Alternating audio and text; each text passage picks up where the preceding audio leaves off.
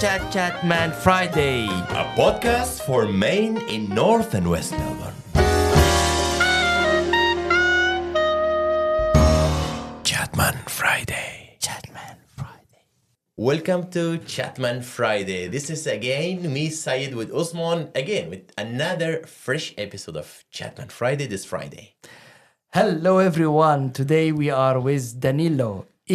We should be very happy with him today, Yes. and we are going to have a lot of things that we are going to be speaking about at Chatman Friday, every Friday, and this is actually the last Wow. episode of the Successfully. season. We are closing it with Danilo, so it's a very high note, and we are looking forward for a great, That's right. interesting episode. So we'll just introduce our guest.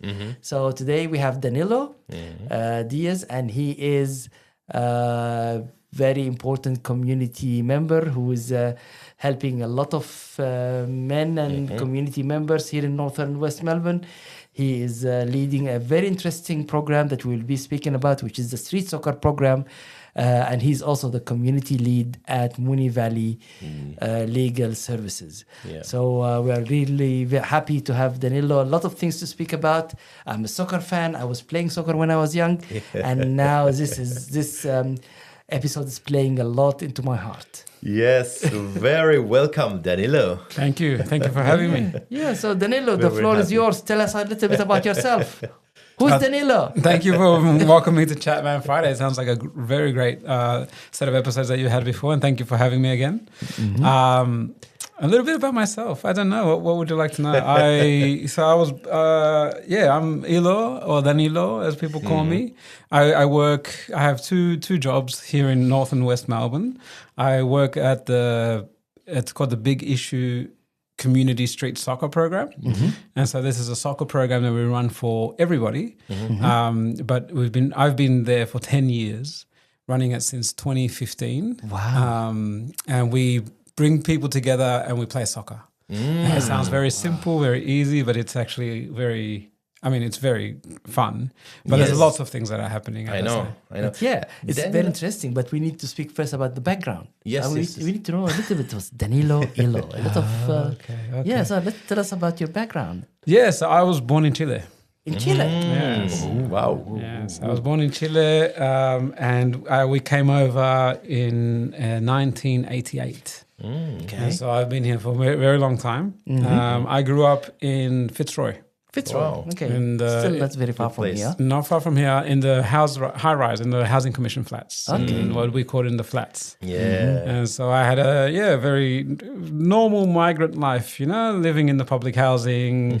I was always surrounded by my family, by my Yes. friends, lots of Chileans, lots of Yeah. Spanish at home, speaking Spanish all the time. Okay. I didn't learn English until I was in primary school. Here in Australia, so you were just more of a Spanish here. Yeah, so Okay. I came here when I was 2-3 years old. All right. And because all my family, all my friends, everybody speaks Spanish, Okay. I didn't learn English until I went to primary school. Yeah, that's right. Oh, is there a big Chilean community here in? There is the area? actually there is a big Chilean community. So when I came in the 80s, there was a big Latin American community in Latin America here in Melbourne, and we had lots of Chileans and we had lots of Central Americans, Salvadorians, Honduras, Okay. Yeah. and lots of Chileans, and so actually in North Melbourne. There was a very big Latin American community. Okay. Very big. In that time, the 80s, it was 70s and 80s, it was full of Latin Americans. Where did they go? Strange. I have like that. You're the first person that he was telling me that he's from Chile. Really? Yeah, That's surprising. And I've been here for quite some time.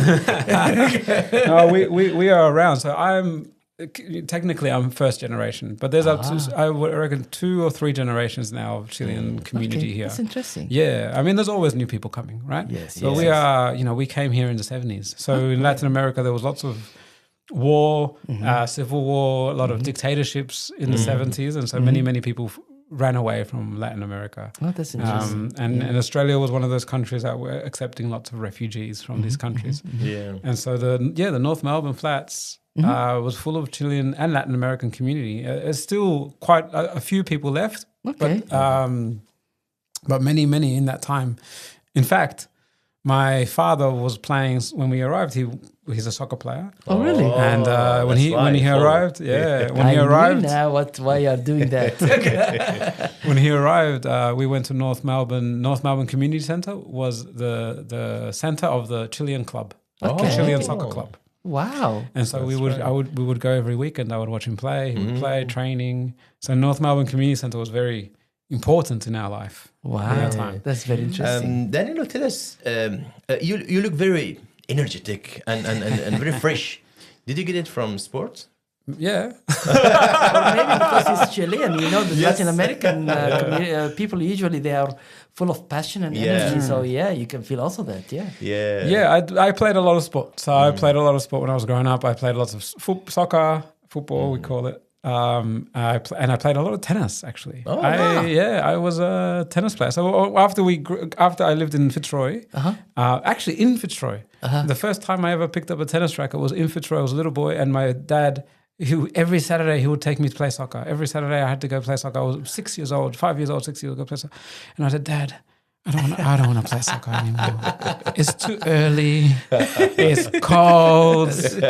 You know, I'm 6 years old. No, I don't want to play. He's okay, but you have to do something. Yes. And so in that time in Collingwood, there was an indoor tennis space. Right. There was big warehouses, and in one of these warehouses they turned it into an indoor. There was 4 tennis courts inside, indoor, and they were giving the tennis classes. And so that's the first time I went to play tennis. And so I picked up a racket. I liked it. I thought I was good, and I kept playing. And I played until I was about 20 years old. I ended up becoming a tennis coach actually. Oh, really? I taught tennis at Kooyong Tennis Club, which is a very big, prestigious club. And then when I was 20, I thought, no, I want to go back to soccer. It's not going to work.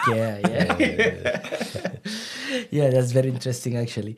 And you know, like, so tell me a little bit about the Chilean culture. What's the role of men there, and is it continuing when you are here? So, is the men back in Chile are the same men when you are coming here to Australia? Because this could be a little bit, you know, the cultural difference, the way that we think about it could be a little bit different. Maybe you can tell us a little bit about that. Oh, very good question. Very tricky. Better be careful. No, it's good. It's good to talk about this. Like in Chile, in Latin America, all Latin America, I think in many different cultures, is very. We there's a word we use, machista, which means you're macho. You are the man. That means power. That means strength. That means control. And so in Chile, the man is big, strong, controlling, doesn't cry, doesn't have emotions. Is always angry and and so coming here and for example in that time in the 80s and 70s and 80s in Chile, women couldn't work or they shouldn't work. They should be at home looking after children, and the man goes out and work. When you come here as a migrant, it's very hard. You come here and as a migrant and there's only one person working, and the man, and he maybe is not even working too much. Maybe he can't get so much work, and you need to pay bills, and the kids need to go to school, and you need to pay all these things. So my mother had to work. Wow. And that was a big change for my dad and for the men, because first time ever you see, my wife has to go work. What does that mean about me? Yes. Am I not man enough to be able to give money to my family? Yes. Am I not? So I think my dad had a very tricky time coming to Australia. It's meeting a lot of men who are coming to Australia.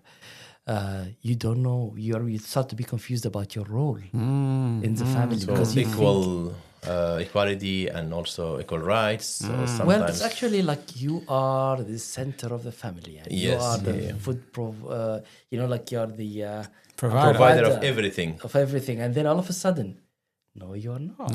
And so you have to think about then what is it to be a man? Yes, that's the question. And so and I grew up looking at this, seeing a lot of, there was not violence, but there was my father was very cold in many ways, and so many men in the Latin American communities. We can be very festive and dance, but also was very, you can be very angry and upset, and so I think I have to think about what is a man in the society, but also which kind of man do I want to be? Well, that's interesting because you're a first generation person. So what is a man for you? Well, this is interesting because I think I am in the middle because I came here when I was very little. So in many ways, I always say I grew up in a small Chile. In my house, it was a small Chile. But I also think it was a small Chile that was stuck in 1988. So as I grew up in this small Chile, we were going 1991, 1992, 95, 2000, 2001. But my house was still a small Chile from 1988. Wow. And so I think this is an issue that I grew up with lots of culture and lots of norms that were from old Chile, from my mum and dad's Chile. And the Chile that I left when I was 3, I don't remember. But as Chile moves on, Chile is now very progressive. There is many women working, and it's but many men who came over in the 70s and 80s, they still think of Chile back then. And that is very shocking for them. Wow. Yeah, Osman, you told me before starting the episode, this program will be very interesting, and it is indeed. We forgot the break.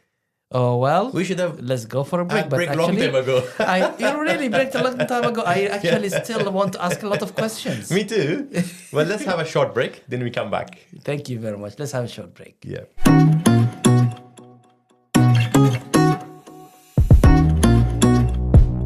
The men's afternoon tea. It's a casual get-together for some food and a chat with other men from the neighborhood. New people are highly encouraged and it's free.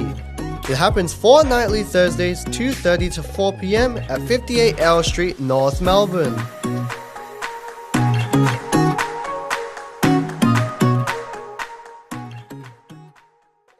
And we are back for Chat Friday with Danilo, and he was speaking about the Chilean community, what's men in the Chilean, the role of men in Chilean community, and as a first generation Chilean, how does he feel about it and his experience playing, running between soccer and tennis and what's happening.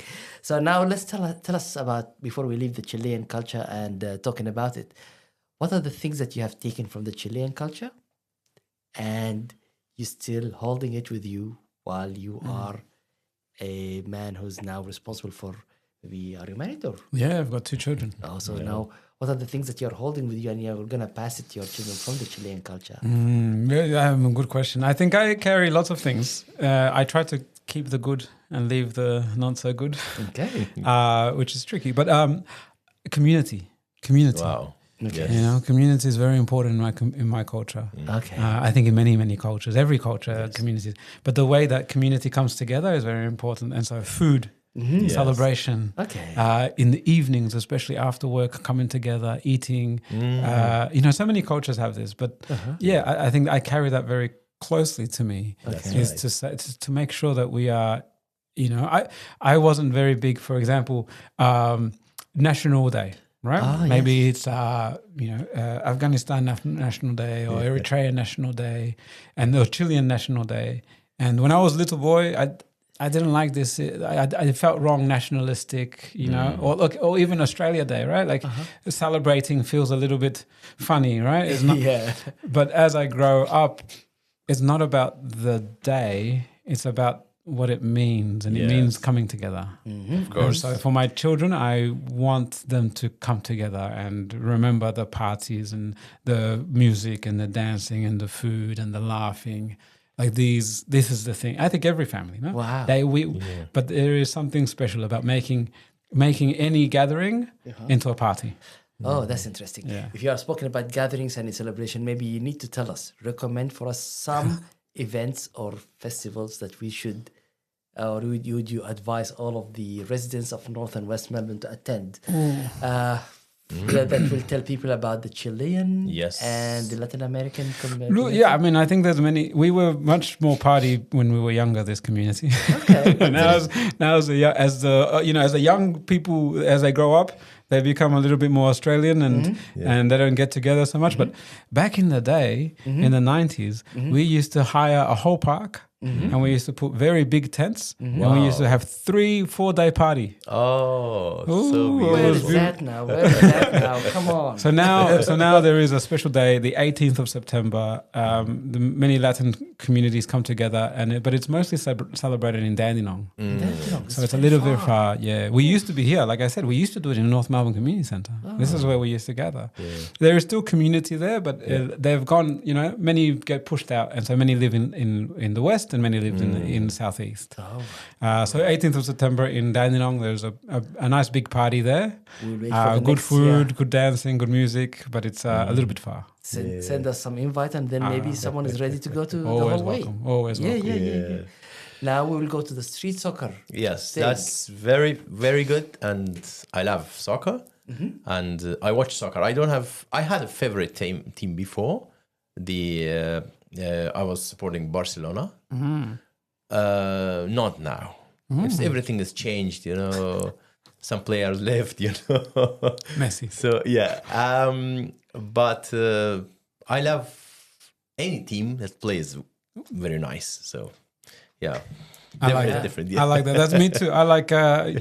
They always, everybody here follows the Premier League, English League, and they always ask me which one is your team, and I say which one. Whoever's playing beautiful soccer. What are you going to answer?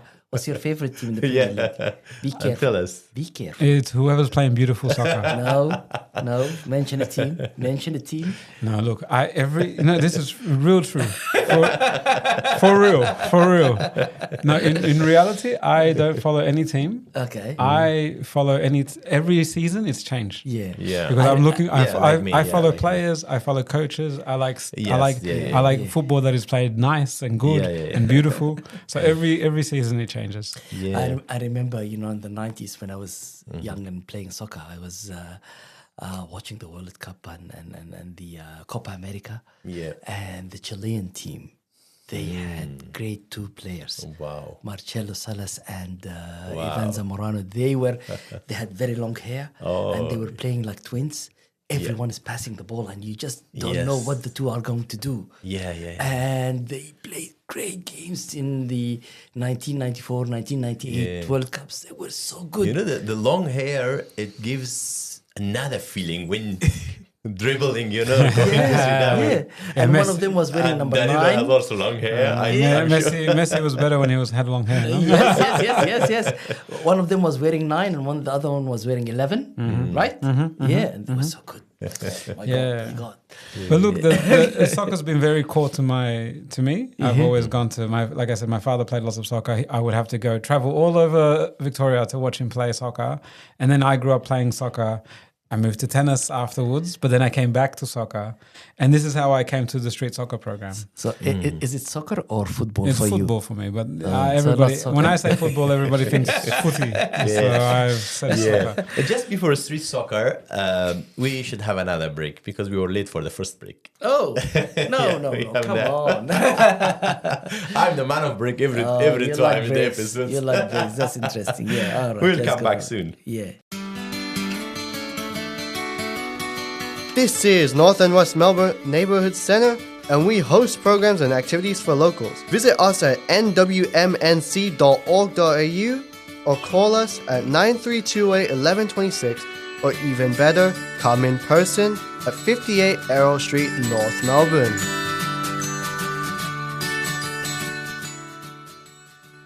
Welcome to Chatman Friday again. So Danilo's with us. Street soccer. Soccer is very, very, very interesting. We just talked a little bit about that. So first of all, Danilo, what is street soccer mean to you? The meaning of this beautiful word? Community. So, beautiful. So street soccer is a program we run every Wednesday at North Melbourne Community Centre, 2 o'clock to 4 o'clock. Oh. And anybody can come along. So it's open to everybody. We invite people from all walks of life, men, women.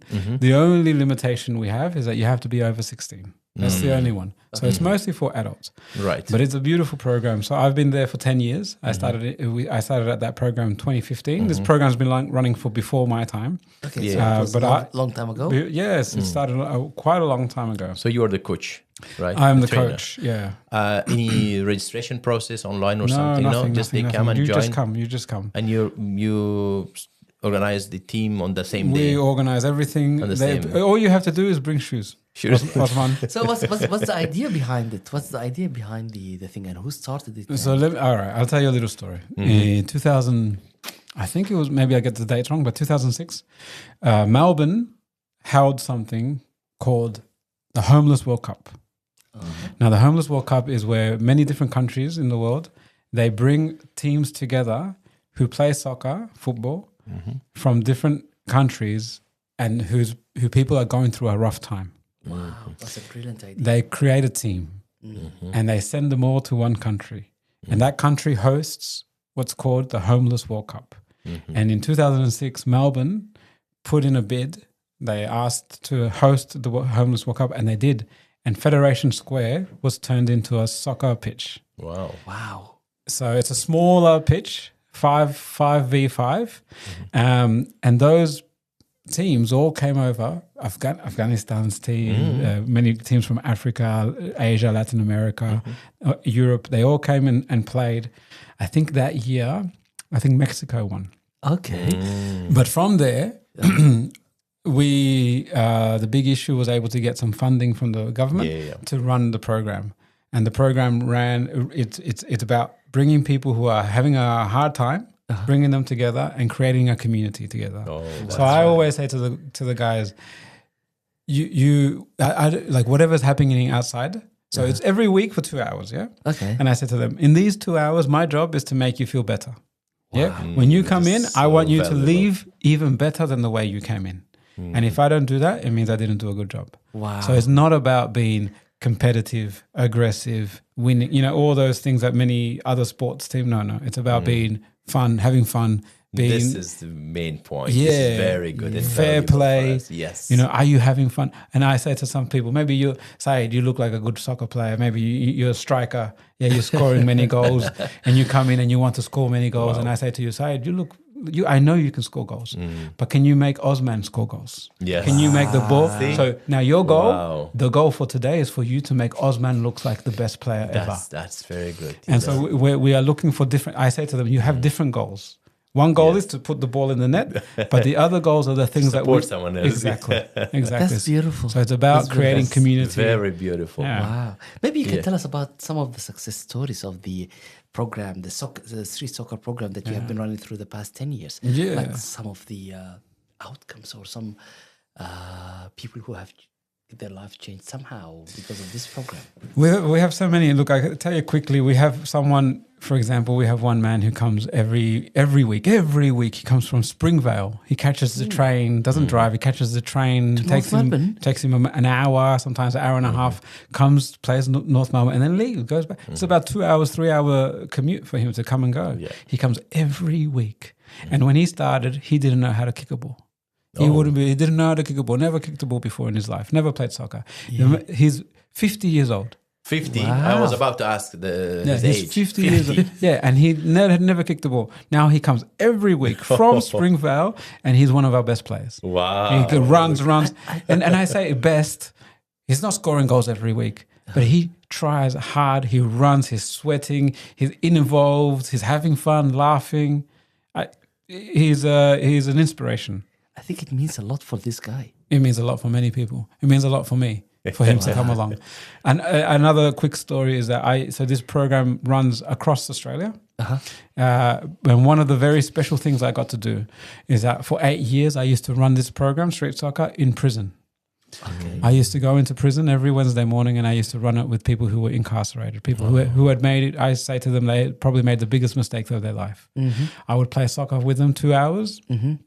And I was lucky because I was running in the morning. I would go to prison and run soccer. And then in the afternoon, I would go to North Melbourne and run the soccer. And I ran it for 8 years. And I was very, very lucky because inside the morning program, I got to see people leave prison and they come visit me at North Melbourne. Wow. And so I got to see them both inside and then they would come visit me outside and we would play soccer together. Wow. And they said to me, they would say, Danilo, you are the connection. Yes. Like it was so important because I knew that on a Wednesday, I would see this person. And sometimes it was the only thing they had continuous, coming out of prison is very, very tricky. It's very tricky. Very hard to keep schedule, to have rhythm. And so for them to come every Wednesday and visit me, it was very, very important. And where would you like to see the men who are around you or the street soccer program in 5 years maybe? Look, we get about 20 to 30 people every week. Wow. They come and play. I think in 5 years, if I'm there for another 5 years, it'd be good.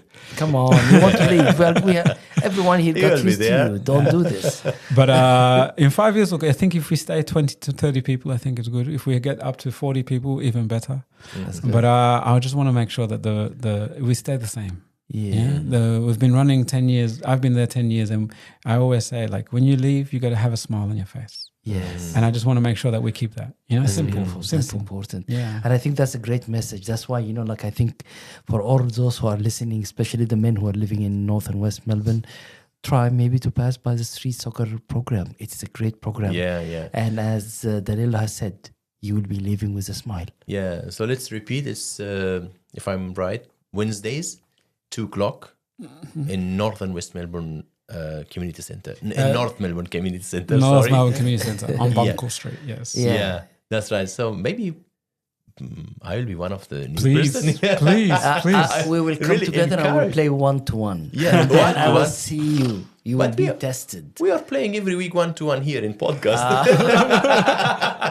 So now let's go for a break and thank you Yes. very much. And then that's going to be the last break that we are going to have for the episode. Thank you very much. Sing Now Community Choir. Join music director Susie Kelly in this inclusive community choir for adults of all ages. The choir sings music from across the world and spanning many decades. No previous experience is required. For more info, call us at 9328 1126 or visit our website. Yes, me, Saeed and Usman again after the break with Danilo. Well, it Great was man. an interesting break, actually. I think that I've heard about Saeed. He's signing up for your program. So he's going to have a new soccer player now. Very, I very. didn't Yeah. decide, but the things you told in this episode so instantly encouraged me to come. Very excited. Very excited to have you. Don't miss signing up for the street soccer program. It's Usman, very we interesting. both will go. I don't let you here to sit in the office. You can't stand playing against me. I don't want to give you I don't want to give you a hard time. Yeah. Oh my God. And he said that about collaboration. I am a very selfish player. we will teach you how to share the ball. So now we will go for your other role, your other hat. So I think that you're also the community lead for Moonee Valley Legal Service. Tell us about your role at the service. Yeah, I'm very lucky to work there. So I work at Moonee Valley Legal Service. It's a free legal service that's located in Ascot Vale Estate. So in Ascot Vale in the public housing, it's located right there in a place called Wingate Community Centre. Oh, yes. So these communities are all very connected. North Melbourne, Flemington, Kensington, Ascot Vale, they're all connected. So they're all they all know each other. And so we have free lawyers. Oh, and when I say free, I mean free. So I know lots of people are scared with lawyers and what happens when you have a legal issue, and maybe many people don't know where to start. Okay. They don't know what this is. They get a letter. Maybe they get a letter and they read it. Oh, what does this mean? I don't know. Yes. So we have lawyers there who can come and you can come and you can get free legal advice. Now my role there, I'm not a lawyer. So I can't give you legal advice. But what I do is that I help the community find the lawyers and I help them explain legal information, what is called legal information. So what does the process look like? What does court look like? What does it mean when you get a fine from Fines Victoria? Yes. What might happen if you don't pay it? How can you pay? So I help them like a navigator. I help people navigate systems, specifically legal systems. Now, I'll just add one more thing. We don't just have lawyers, we also have social workers. Because we know that many times some people come with a legal issue, but actually there's many, many, many things behind. True. So maybe, for example, you have a fine from Fines Victoria because you had a parking issue. Yes. But actually, it's your children that are using your car. Yes. And your children are using your car because your child needs to find a job and they need help doing a CV. Okay, that's And interesting. so we have social workers There who is can. something else So we have behind that. lawyers who can help with the fine, but then we can also scratch the surface and find very the good. deeper issue. Yes. And we have social workers there that can help to try to solve whatever the issue is. And like, fantastic. can anyone access your the service, or it should be like an area based? Like, say, some people from North or West Melbourne, can they just come to you and say, "Hey, we need some help"? And Or appointment based, maybe. especially, I'm working with a lot of men who are affected by homelessness, some issues that might be happening. So. Look, Do they need to come to? They can just They come can, and they check with can you? come to us, but most of these services. So Moonee Valley Legal Services it's called Community Legal Centre, and most suburbs have their own community legal centre. So in the city of Melbourne, in this area where we are meeting now, it's a place called Inner Melbourne Community Legal.